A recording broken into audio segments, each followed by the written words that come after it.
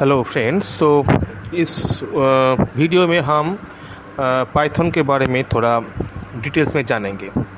चलिए स्टार्ट करते हैं। पहले मैंने टर्मिनल ओपन किया तो विंडोज़ में ये कॉमन प्रॉम्प्ट हो जाएगा। फिर उसके बाद मैं पाइथन का कोड एग्जीक्यूट करूँगा। तो पाइथन का मैंने पिछला वीडियो में मैंने बोला था कि पाइथन का कोड कैसे हम रन कर सकते हैं। पाइथन टर्मिनल में जाके पाइथन का एक टर्मिनल होता है जो कि हम इंटरप्रेटर ऐसे करके पाइथन 3 लिनक्स में है और विंडोज़ में डायरेक्टली पाइथन है। तो ये कमांड देने से इंटरप्रेटर ओपन हो जाता है। इसके अंदर में जाके हम पाइथन का कोड एग्जीक्यूट कर सकते हैं। अब इस वीडियो में हम देखेंगे कि कैसे हम किसी फाइल से, जिस फाइल में हम सोर्स कोड को लिखेंगे, राइट करेंगे, उस सोर्स कोड को हम कैसे पाइथन इंटरप्रेटर मतलब पाइथन कमांड से हम उसको कैसे एग्जीक्यूट करते हैं। ठीक है, तो मैं अभी इस पाइथन इंटरप्रेटर से बाहर जा रहा हूँ। तो इसके लिए मुझे क्विट कमांड देना पड़ेगा। मैं आ गया। अब इसके बाद मैं प्रोग्राम लिखूँगा। तो पहले तो सोर्स कोड को किसी प्रोग्राम में किसी फाइल में सेव करना पड़ेगा। तो अभी मैं ये फाइल p1.py करके एक फाइल में मैं सेव कर रहा हूँ। पाइथन का सोर्स कोड का एक्सटेंशन होगा .py होगा पाइथन का एक्सटेंशन, ताकि हमको पता चले कि एक पाइथन फाइल है। तो हम इसको एक्सटेंशन, ये कन्वेंशन है, रिक्वायरमेंट नहीं। कुछ भी दे सकते हैं, कोई इशू नहीं है। एक्सटेंशन नहीं भी दे सकते, इसमें भी कोई इशू नहीं है, क्योंकि जब पाइथन को हम ऐसा एग्जीक्यूटेबल कोड इंटरप्रेटर, ऐसा एक executable code just like scripts जो होता है, शेल स्क्रिप्ट्स, उसी तरह हम इसको राइट कर सकते हैं। तो इसको ये ज़रूरी नहीं है कि इसको .py एक्सटेंशन दे, लेकिन py एक्सटेंशन देने से क्या होता है कि कोई इंटरप्रेटर होता है, कोई प्रोग्राम्स होता है, कोई जो टूल्स होता है, उसको तुरंत पता चल जाता है कि पाइथन फाइल है, सोर्स कोड है। तो इसीलिए हम ये कन्वेंशन फॉलो कर रहे हैं। नहीं भी कर सकते, कोई इशू नहीं। ठीक है, चलिए ओपन किया p1.py। फिर यहाँ पर मैं पाइथन का कोड लिखूँगा। कैसे? जैसे पहले हम पहले देखना चाहेंगे कि हमारा पाइथन का जो वर्जन है वो क्या है। वो तो हम इंटरप्रेटर में जाने के बाद देख सकते हैं। डायरेक्टली जब पाइथन कमांड एग्जीक्यूट किया था, इंटरप्रेटर में घुसा गया था, तब तो हमको पता चला। ठीक है, इंटरप्रेटर मुझे बता रहा था। लेकिन अब तो मैं इंटरप्रेटर के अंदर में नहीं, मैं टेक्स्ट एडिटर के अंदर में, जो कि जिसका नाम है नैनो। विंडोज़ में ये नोटपैड भी हो सकता है, नोटपैड प्लस भी हो सकता है, या फिर VS code, visual studio code भी हो सकता है, या फिर दूसरा कोई टूल ही हो सकता है। तो मैं लिनक्स में हूँ, इसीलिए नैनो यूज़ कर रहा हूँ। तो इसके यहाँ पर जो देना पड़ता है कि हमको एक पाइथन का जो हमारा सिस्टम में जो वर्जन है, उसको हमको अगर पता करना हो तो हम कैसे करेंगे। तो यहाँ पर हमको पहले एक पैकेज को इंपोर्ट करना पड़ेगा। पैकेज क्या है, मैं ये बात जो आने वाला वीडियो है इसमें बताऊँगा डिटेल में पैकेज क्या है। तो अभी इस समय के लिए आप जस्ट ये ख्याल रखिए कि पैकेज एक ऐसा चीज़ है जिसमें बहुत सारे प्रोग्राम्स होते हैं जो एक पैकेज के अंदर में रहते हैं। तो उसको हम कॉल करते हैं। तो पैकेज के थ्रू से उसको हम कॉल करते हैं। तो पैकेजिंग का मतलब कि एक पैकेज में बहुत सारे चीज़ एक साथ रहता है। ठीक उसी तरह एक पैकेज के अंदर में बहुत सारे पाइथन का फाइल्स या फिर पाइथन का कोड्स रहता है। तो हम उस कोड्स को इंडिविजुअली एग्जीक्यूट करेंगे। तो वैसे ही एक पैकेज है sys। तो इसको हम इंपोर्ट कर रहे हैं, मतलब हम इसको अभी यूज़ करेंगे। इसके अंदर में जो फंक्शंस है, जो प्रोसीड्योर्स है, जो फंक्शंस है, पाइथन में बहुत सारे फंक्शंस होते हैं। पाइथन में दूसरा वाला प्रोग्रामिंग लैंग्वेज C++ की तरह यहाँ पर भी फंक्शंस होता है। तो फंक्शन हम डिफाइन कर सकते हैं। तो उस फंक्शंस को हम पैकेज के अंदर में रखते हैं, पैकेजिंग करते हैं। तो फिर यहाँ पर sys जो पैकेज है, इसके अंदर में कुछ फंक्शंस है। तो इसी एक फंक्शन को मैंने अभी रेफ़र किया, इंपोर्ट किया। फिर हम इसका वर्जन जो पाइथन में एग्जीक्यूट करूँगा, पाइथन इंटरप्रेटर यूज़ करूँगा, मतलब पाइथन कमांड यूज़ करूँगा, तो उसका वर्जन मैं जानना चाहता हूँ। तो कैसे मुझे पता चलेगा। तो ये हम प्रिंट जो कमांड है, प्रिंट फंक्शन है, इसके अंदर में हम sys डॉट वर्जन ऐसा करेंगे, sys डॉट वर्जन, ठीक है। प्रिंट के अंदर में हम ये sys डॉट वर्जन जो है इसको हम कॉल करें, तो हमको पता चलेगा कि हमारा वर्जन क्या है, ठीक है। फिर मैं इसको सेव कर रहा हूँ, Ctrl+X, यस। फिर हम क्या करेंगे, इसके बाद हम इसको एग्जीक्यूट करेंगे। कैसे करेंगे? पाइथन कमांड से। पाइथन इंटरप्रेटर जो है, पाइथन 3 इंटरप्रेटर, वो तो मैं अभी आर्गूमेंट दूंगा, इसमें पैरामीटर पास करूंगा। तो अगर मैं कुछ पैरामीटर नहीं पास किया तो ये इंटरैक्टिव मोड में चला जाएगा। एक के बाद एक कमांड हम देंगे, एग्जीक्यूट करेंगे। वो जो मोड था इंटरैक्टिव, इसको हम इंटरैक्टिव मोड कहते हैं। तो इंटरैक्टिव मोड में चला गया। तो यहाँ पर तो हमको पता चल रहा है कि वर्जन है 3.11। तो अगर हम इंटरैक्टिव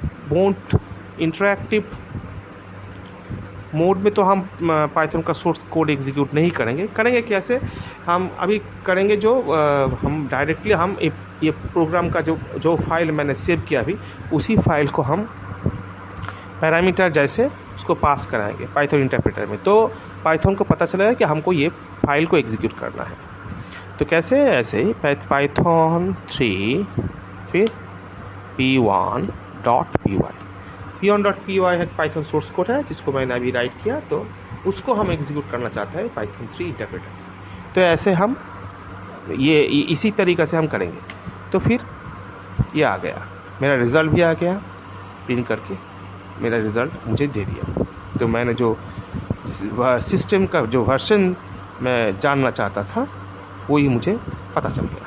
तो लिनक्स में मैं कुछ चीज़ बताना चाहता हूँ यहाँ पर कि लिनक्स के अंदर में हम पाइथन सोर्स को एक इसी तरह तो हम एग्जीक्यूट कर सकते हैं, जैसे कि हम इसको दूसरा कोई अगर py एक्सटेंशन नहीं देते तो देखते हैं क्या होता है। कुछ भी इश्यूज नहीं है।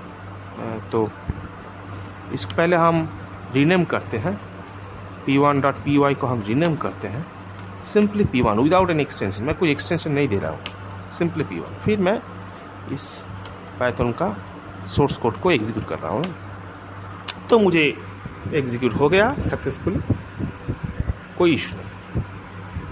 और लिनक्स के अंदर में, और ये यूनिक्स वाला जो सिस्टम है, Unix based system Linux operating system, तो इसके अंदर में हम एक दूसरे तरीक़ा से भी हम पाइथन को यूज़ कर सकते हैं। तो हम क्योंकि ये हम शेल से भी एग्जीक्यूट करते हैं तो कर सकते हैं। कैसे ना? वेयर इज़, पहले मैं देख लूँ कि पाइथन 3 कमांड कहाँ पर है, ये एग्जीक्यूट कहाँ पर है। सो ये यूजर बिन पाइथन 3 में है। तो मैं क्या करूँगा, जो शेल स्क्रिप्टिंग होता है, शेल स्क्रिप्टिंग की तरह इसको भी हम ऐसा कर सकते हैं nano p1 सिंपली।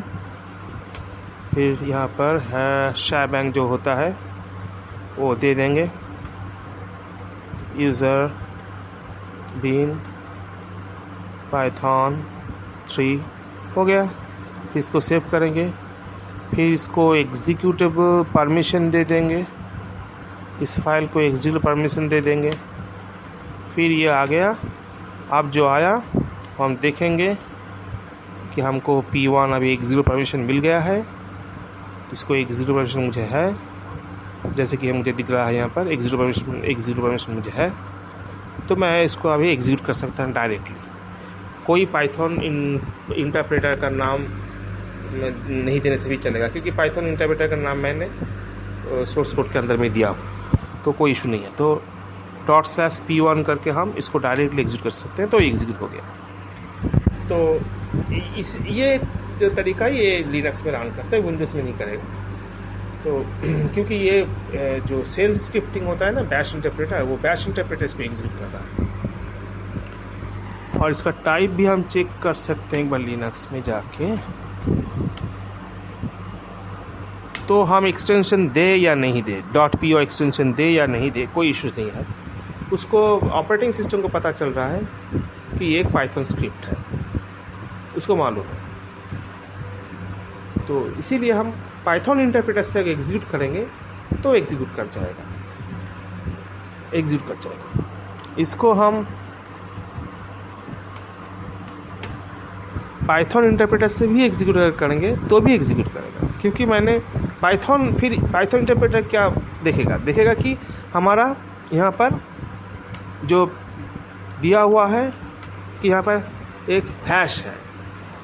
अब हैश का मतलब शेल स्क्रिप्टिंग में इसको हैश नॉट, ये दोनों कैरेक्टर जो है शैबैंग, इसका एक स्पेशल इंटरप्रिटेशन है।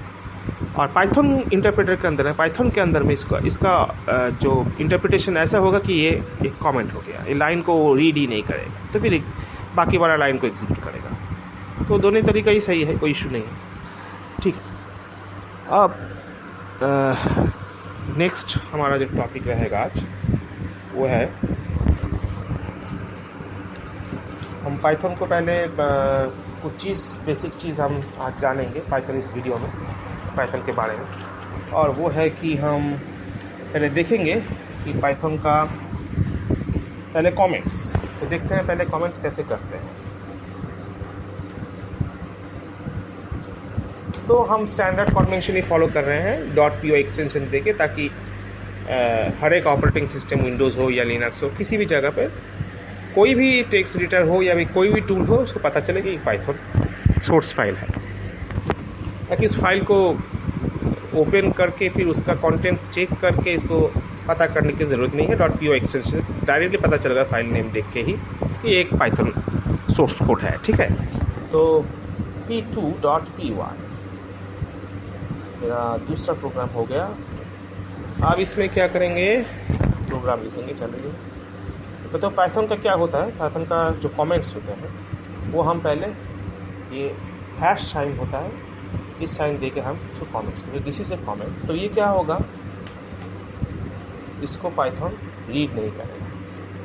x = 1 2, यहाँ पर इसके बाद भी हम कमेंट्स दे सकते हैं, लाइन के बाद भी हम कमेंट्स दे सकते हैं, कोई प्रॉब्लम नहीं। x is assigned value of 2, फिर हम यहाँ पे इसको सिंपल पाइथन 3 p2.py आ गया। फिर तो क्या हुआ, ये आ गया, ये हैश देके हम उस कमेंट्स को स्टार्ट किया। अब मल्टीलाइन भी कमेंट्स हो सकते हैं, तो मल्टीलाइन कमेंट्स पाइथन में ऐसा नहीं होता है, लेकिन एक टेक्निक है जिसके थ्रू से हम मल्टीलाइन कमेंट्स दे सकते हैं। वो है कि हम यहाँ पर ट्रिपल कोट यूज़ करेंगे, ऐसा करें। तो ये नॉर्मली एक स्ट्रिंग है, तो इस स्ट्रिंग को अगर हम ऑपर किसी मल्टीलाइन स्ट्रिंग होते हैं, ऐसा जो होता है वो है मल्टीलाइन स्ट्रिंग। तो मल्टीलाइन स्ट्रिंग को अगर हम किसी में असाइन नहीं करेंगे तो पाइथन उसको सिंपली डिस्कार्ड कर देगा। उसके अंदर में कुछ भी लिखेंगे तो उसको डिस्कार्ड कर देगा, एग्जीक्यूट नहीं। तो ये कमेंट्स की तरह ही ट्रीट करेगा। देखिए, this is a multiline comment, बस ऐसे कर। ये एक स्ट्रिंग है, लेकिन अगर हम इसको किसी वेरिएबल्स में असाइन नहीं करेंगे तो इसको जस्ट पाइथन डिस्कार्ड कर देगा। तो डिस्कार्ड कर देगा मतलब ही ये आ गया एक कमेंट्स की तरह यूज होगा। ठीक है, चलिए देखते हैं पाइथन 3.2.1 तो आ गया, कोई प्रॉब्लम नहीं है। इसी तरह हम सिंगल लाइन या मल्टी लाइन कमेंट्स, फिर इसके बाद आएंगे वेरिएबल्स कास्टिंग। कैसे हम वेरिएबल कास्ट करते हैं, तो हर एक वेरिएबल्स के लिए कास्टिंग के लिए उसका जो टाइप होता है उस टाइप का नाम देके हम उसको कास्टिंग करेंगे। कैसे करेंगे, एक वेरिएबल है x, तो मैंने दिया x का वेरिएबल हो गया, तो अब x को स्ट्रिंग में x, ये वाला एक स्ट्रिंग x को हम अभी 12 असाइन किया है। तो इसको मैंने तो पहले पिछले वीडियो में कहा था कि पाइथन डायनामिक टाइप लैंग्वेज है, तो इसमें हम x को हम स्ट्रिंग भी असाइन कर सकते हैं, दूसरा कोई वेरिएबल टाइप भी असाइन कर सकते हैं, इंटीजर या फ्लोट भी असाइन कर सकते हैं। तो यहाँ पर अगर हम उसको असाइन करेंगे ऐसे कि str12, तो ये आगे हो गया स्ट्रिंग।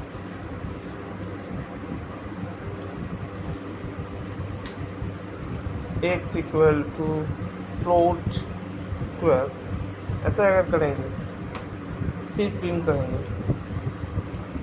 तो वो आ गया फ्लोट। तो हम इस तरह इसी तरीके से हम कास्टिंग करते हैं, तो उसका टाइप हम असाइन करते हैं। चलिए देखते हैं इसका पाइथन 3.2.1। तो पहले वाला तो 12 एंड 12.0 देखते हैं सोर्स कोड। सोर्स कोड क्या था? सोर्स कोड था हमारा ये। तो पहला वाला तो ठीक है, वो तो नंबर ही असाइन हुआ। दूसरा वाला में हम उसको स्ट्रिंग में कन्वर्ट किए, तो फिर स्ट्रिंग की तरह ट्रीट करेगा ये। और तभी क्या होता है कि हम दो डिफरेंट टाइप का मतलब नंबर से हम स्ट्रिंग को ऐड नहीं कर सकते, तो इसमें तो एरर आएगा।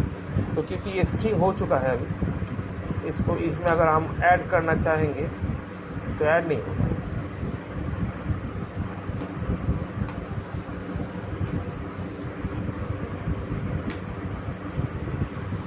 हाँ, ऐड नहीं होगा क्योंकि एक्स अभी नंबर नहीं है, ये अभी स्ट्रिंग हो चुका है। एक्स अभी स्ट्रिंग हो चुका है, तो एक्स को हम 34 से ऐड नहीं कर सकते, लेकिन हम स्ट्रिंग से कॉन्केटेट कर सकते हैं। 1 2 3 स्ट्रिंग से हम कॉन्केटेट कर सकते हैं। तो ये स्ट्रिंग हो गया, 1 2 3 4 स्ट्रिंग हो गया। अच्छा, अभी जो फ्लोट में जो लास्ट वाला जो है वो फ्लोट में हम कन्वर्ट किए थे, तो इसलिए इसको फ्लोट में अभी जो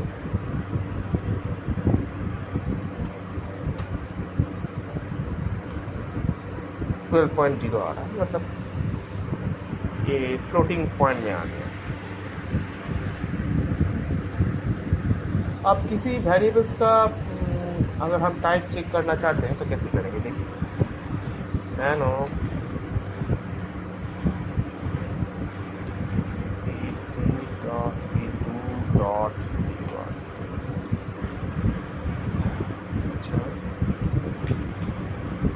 प्रिंट, इसमें हम देंगे टाइप करके एक फंक्शन होता है जिसको हम कॉल कर सकते हैं एक्स।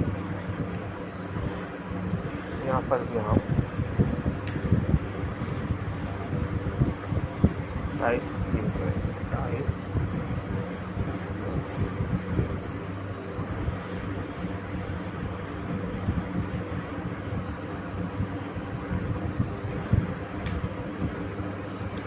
तो पहले वाला आ गया 1 2 3 4 आ गया स्ट्रिंग, और 12.0 जो आया वो आ गया।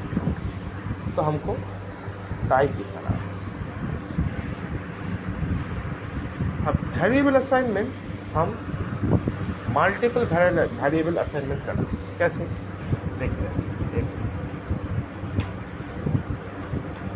अगर 5 क्रिएट करें,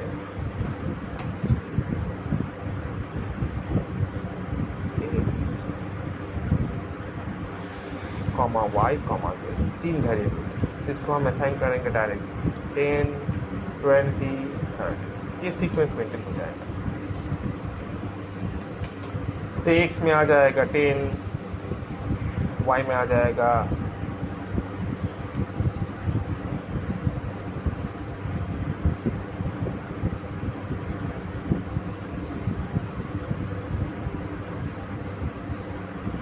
20, और z में आ जाएगा 30।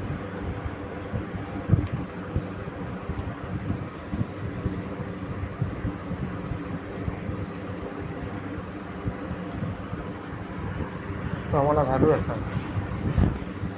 तो इसको हम मल्टीपल असाइनमेंट करेंगे। आप ये असाइनमेंट से हम स्वैपिंग कर सकते हैं। जैसे X comma Y equal to Y comma X select करेंगे तो क्या होगा, एक्स का वैल्यू वाई में असाइन होगा और फिर वाई का वैल्यू एक्स में असाइन होगा। तो फिर यहाँ पर ये लाइन को अगर हम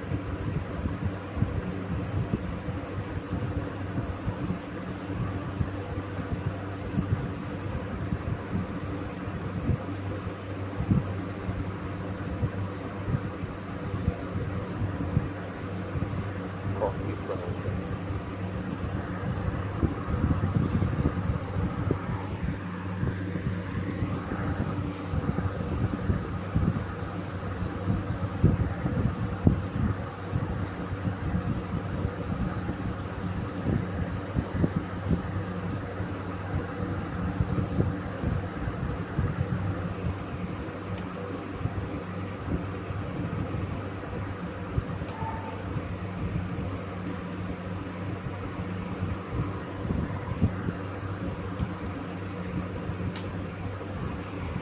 देखिए x का वैल्यू आ गया 20, y का वैल्यू आ गया 10, तो स्वैपिंग हो गया। तो ऐसा करके हम स्वैप कर सकते हैं, इंटरचेंज कर सकते हैं, दोनों वेरिएबल्स का वैल्यू जो है वो इंटरचेंज कर सकते हैं। ये एक्चुअली मल्टीपल असाइनमेंट्स ही है। और कलेक्शंस जो होते हैं पाइथन का, जैसे कि लिस्ट या फिर टपल्स, जो कलेक्शंस होते हैं, तो कलेक्शंस पे भी हम इसको असाइनमेंट्स को, मल्टीपल असाइनमेंट्स को, मल्टी वेरिएबल असाइनमेंट्स को यूज़ कर सकते हैं। जैसे कि एक लिस्ट हो गया,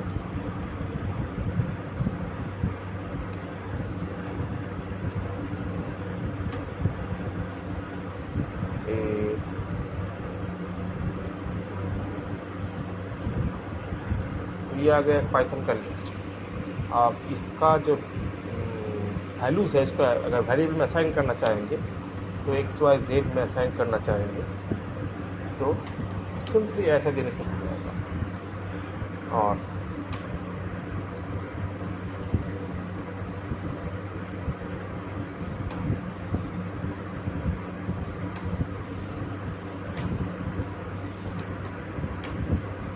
आ गया x is equal to a, y equal to b and z equal to c। तो इस तरह हम वेरिएबल्स का असाइनमेंट भी कर सकते हैं, किसी कलेक्शन से भी हम इसको असाइन कर सकते हैं। ठीक है, इसके बाद आ गया पाइथन का जो नंबर्स है, वो नंबर्स तीन टाइप का होता है।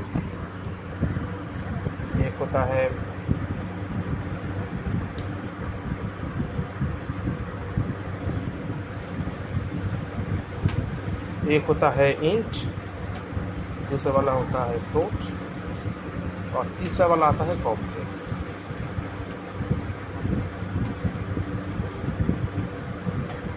अब इंट्स तो इंटीजर है, न्यूमेरिक जो पूर्ण संख्या जो होता है, इंटीजर होता है वो इंट।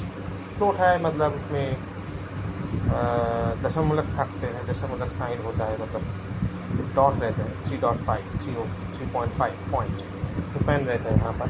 या कॉम्प्लेक्स नंबर भी होता है, तो कॉम्प्लेक्स नंबर में तो दो पार्ट होता है, एक रियल पार्ट होता है, एक इमेजिनरी पार्ट होता है, तो वो वाला चीज़ कॉम्प्लेक्स नंबर्स में आता है। तो एक तीन चीज़ में हम देखते हैं एक बार, चलिए देखते हैं।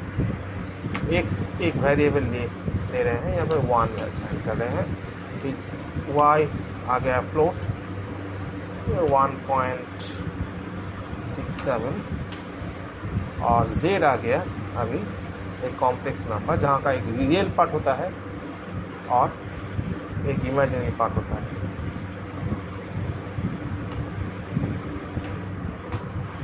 तो अभी टाइप देखेंगे पहले, int type x comma type y comma type z। अब तीनों का टाइप देखने पहले, देखते हैं चलिए। Python 3 keyboard.1।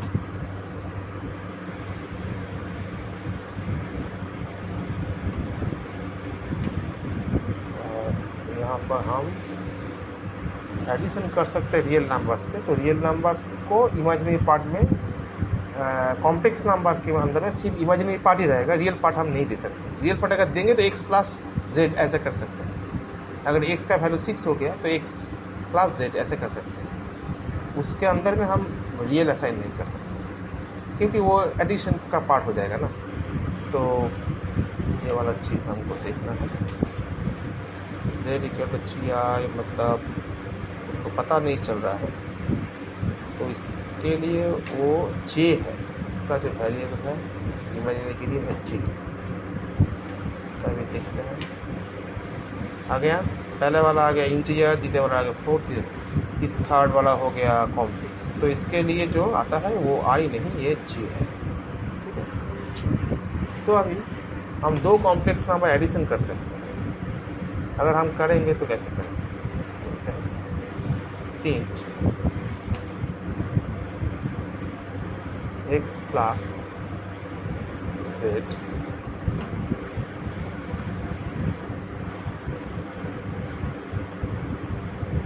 Z1 Z2 लेते हैं। तो x प्लस Z1 ये आ गया कॉम्प्लेक्स नंबर, और फिर x प्लस Z1 आ गया। तो ये क्या आएगा देखते हैं।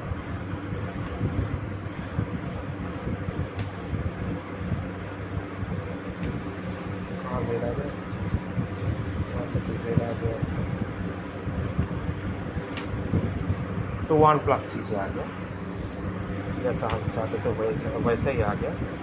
x प्लस Z1 आ गया। अगर इसको अगर हम Z2 से ऐड करेंगे तो इमेजिनरी पार्ट जो होगा वो ऐड हो जाएगा। तो यहाँ पर 3 और 4 7 ऐड हो गया, जैसे हम चाहते थे वैसे। ठीक है, इमेजिनरी पार्ट के लिए हमको सिर्फ इमेजिनरी पार्ट ही हम ले सकते हैं। रियल नंबर से अगर एडिशन करना है तो हमको रियल नंबर एक सेपरेट वेरिएबल में इसमें असाइन करके फिर हम उसको एडिशन कर सकते हैं। तो ये आ गया कॉम्प्लेक्स। अब कन्वर्शन अगर हम करेंगे तो एक टाइप से दूसरा टाइप में हम कन्वर्ट कर सकते हैं, लेकिन कॉम्प्लेक्स नंबर्स को किसी दूसरा टाइप में हम कन्वर्ट नहीं कर सकते। जैसे कि अगर हम इस इंटीजर को फ्लोट में असाइन करना चाहते हैं तो कर सकते हैं।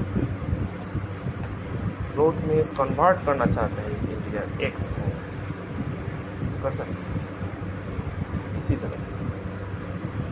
Float then within bracket type, मतलब इंटीजर x। तो 1.0 आ गया। और y को भी हम इंटीजर में कन्वर्ट कर सकते हैं।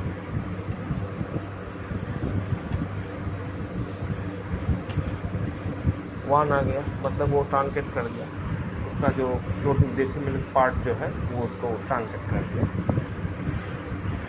लेकिन कॉम्प्लेक्स को हम नहीं कर सकते दूसरा किसी टाइप। हम इसके बाद हम देखेंगे कि रैंडम नंबर हम कैसे जनरेट कर सकते हैं। रैंडम नंबर जनरेट करने के लिए हमको एक पैकेज को इंपोर्ट करना पड़ेगा, वो है रैंडम। उसको कहते हैं इंपोर्ट रैंडम।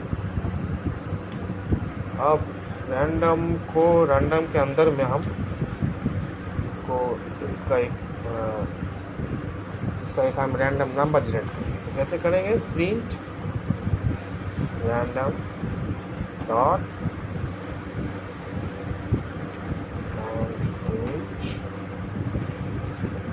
रेंज देंगे कि 1 से 10 के अंदर किसी भी एक रैंडम नंबर हमको जनरेट करके दो। तो ऐसे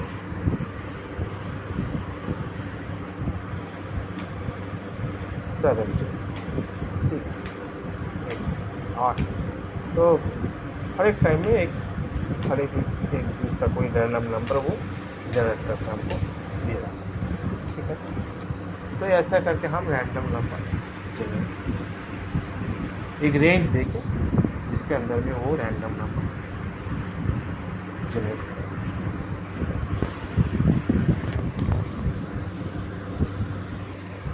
थोड़ा स्ट्रिंग्स के बारे में और डिटेल्स में देखते हैं। p5.p1 यहाँ पर आके हम एक स्ट्रिंग देखते हैं, लिखते हैं तो str दिस इज स्ट्रिंग,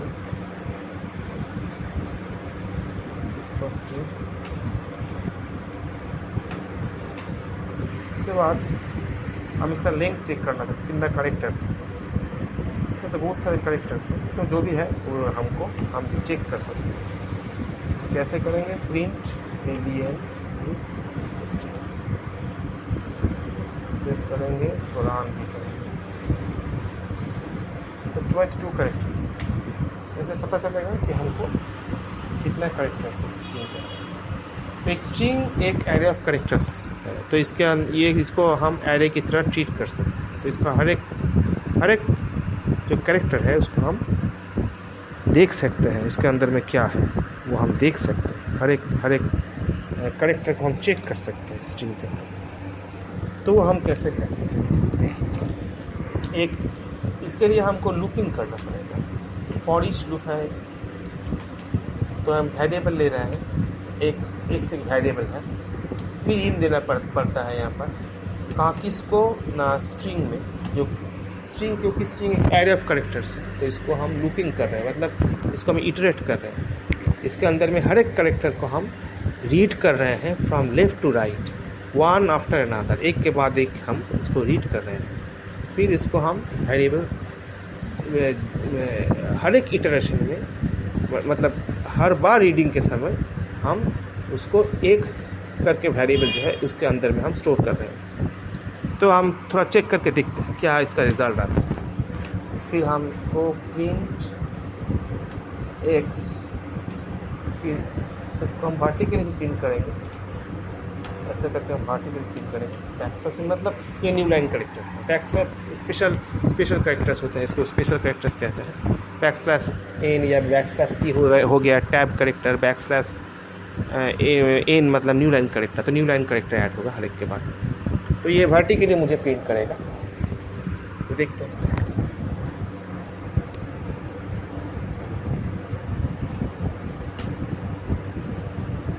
तो प्रिंट किया मुझे वर्टिकली प्रिंट किया, दिस इज ए फर्स्ट, तो वर्टिकली प्रिंट किया। तो हम ऐसे करके हर एक कैरेक्टर को एक्सेस कर सकते हैं लूप के थ्रू से। और कुछ फंक्शंस है, जैसे कि हम चेक कर सकते हैं कि एक सबस्ट्रिंग एक स्ट्रिंग के अंदर में है या नहीं, प्रेजेंट है या नहीं। तो this is a first string, ऐसा करके एक तो हमारा स्ट्रिंग है, तो इसके अंदर में हम चेक कर सकते हैं प्रिंट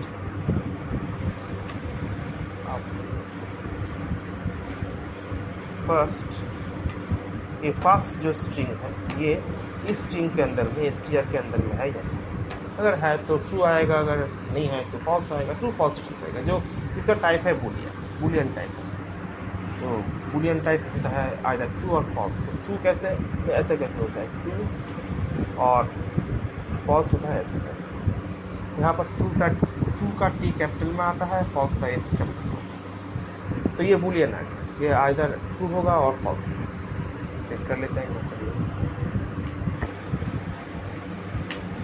ट्रू मतलब है। तो फर्स्ट ये स्ट्रिंग, अभी फर्स्ट 1 2 3 ऐसा करके कुछ भी दे देते हैं, ये तो नहीं है, तो ये फॉल्स है। ठीक है, तो ये है स्ट्रिंग का एक चेकिंग। तो ये चेकिंग हम जैसे कि हम प्रिंट में इसका बुलियन को चेक कर रहे हैं, इसको हम ई-फेस में भी चेक कर सकते हैं। इसी तरह हम ई-फेस में भी चेक कर सकते हैं। ई-फेस जो होता है चेकिंग होता है, इफ अगर इसमें है स्ट्रिंग में है तो प्रिंट करेगा है,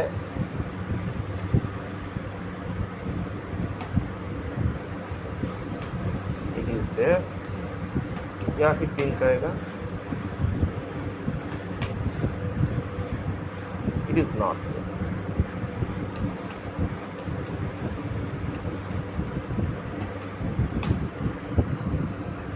तो हम पहले फर्स्ट को चेक करते हैं,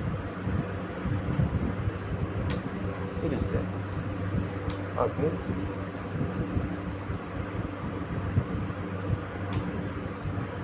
इट इज नॉट। ऐसे करके हम इसको सब स्ट्रिंग चेक कर सकते हैं कि कोई सब स्ट्रिंग स्ट्रिंग के अंदर में है या नहीं, ये हम चेक कर सकते हैं। इन या फिर नॉट इन भी अगर नहीं है तो नॉट इन आता है। तो ये वाला अभी जो रिजल्ट आया है ये उल्टा है ना, अगर इसको हम नॉट दे देते हैं यहाँ पर तो ये रिजल्ट उल्टा आ जाएगा। तो अभी इट इज़ देयर ऐसा आ जाएगा, इट इज़ देयर आ जाएगा, तो उल्टा आ जाएगा। तो ये उल्टा होना चाहिए, सही ऐसा सही, ये सही है, सही नहीं था अभी ये सही, तो इट इज़ नॉट। तो नॉट करके भी हम लॉजिक को इन्वर्ट कर सकते हैं, लॉजिक को हम चेंज उल्टा कर सकते हैं, इन्वर्ट कर सकते हैं। फिर हमारा एक दूसरा स्ट्रिंग है, दूसरा ऑपरेशन है आपर।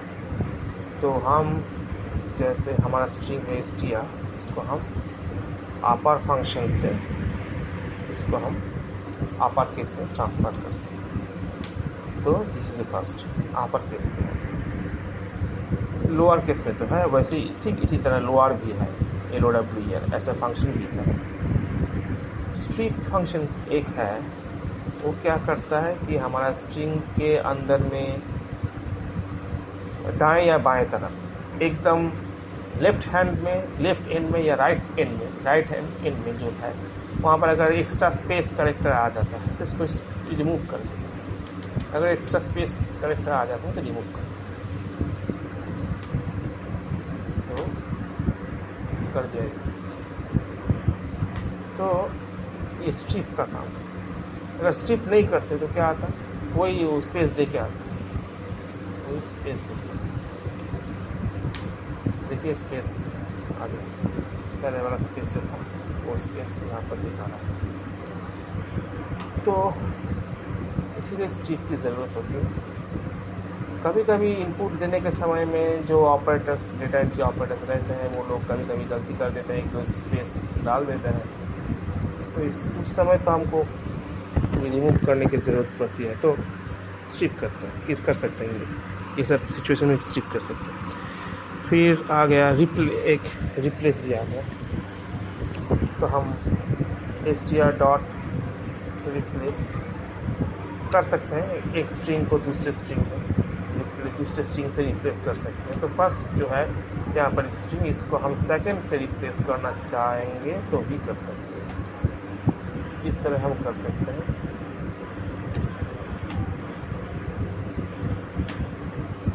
तो हो गया स्ट्रिंग रिप्लेस, सेकंड स्ट्रिंग आ गया। मैंने फर्स्ट यहाँ पर जो फर्स्ट था उसको हम फर्स्ट जो है, ये फर्स्ट जो सब स्ट्रिंग है, इस फर्स्ट सब स्ट्रिंग को हम सेकंड सब स्ट्रिंग से रिप्लेस करें, तो हो गया।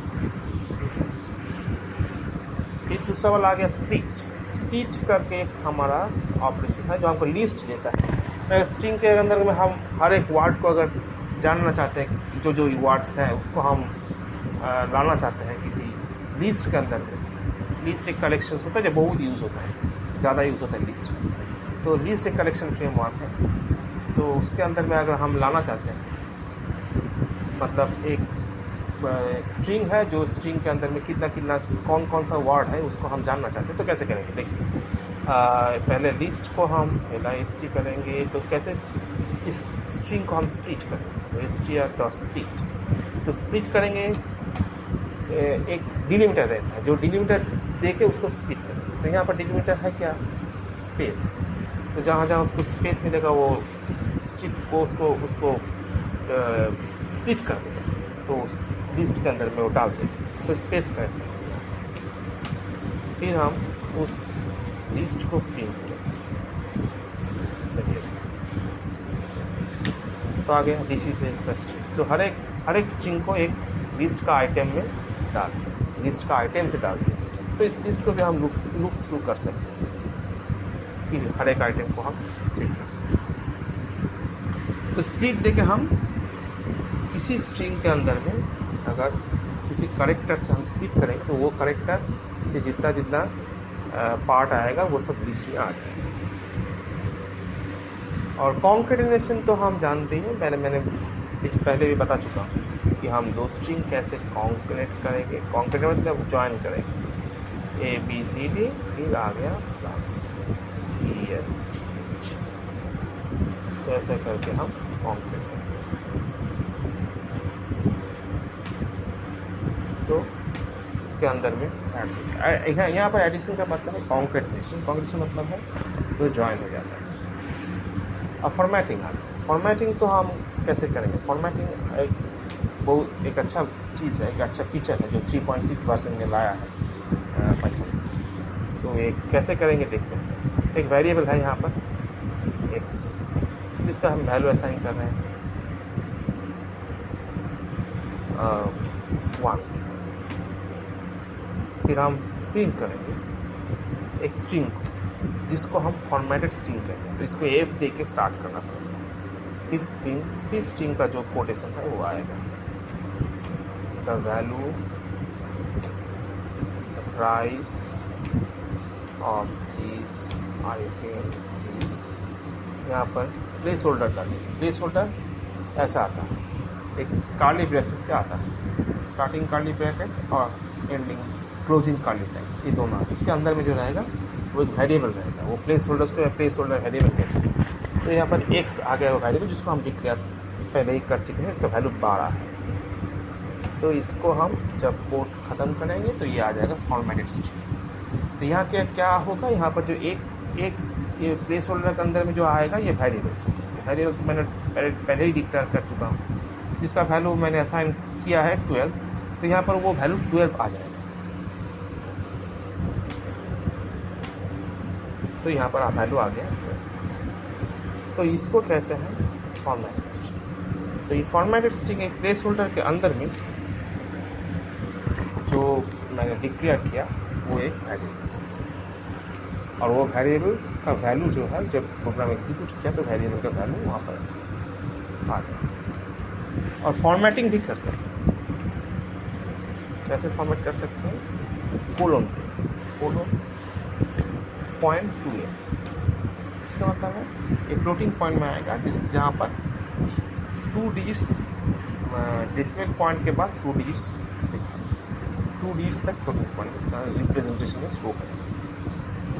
कैसे शो करेगा, ठीक है, आ गया 12.00। तो ऐसा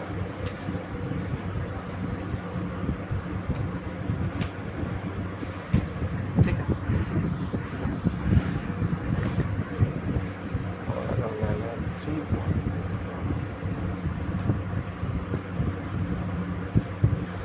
तो आ गया 2 डेसिमल डिजिट्स तक आएगा, 0.57 तक आएगा।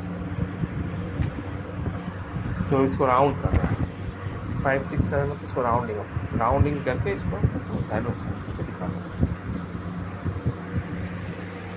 अब ट्रू फॉल्स आ गया बूलियन का टाइप। तो बूलियन हो गया, बूलियन का मतलब किसी वेरिएबल्स में अगर वैल्यू हो तो ये ऑलवेज ट्रू रिटर्न करेगा, वैल्यू नहीं हो तो फॉल्स रिटर्न।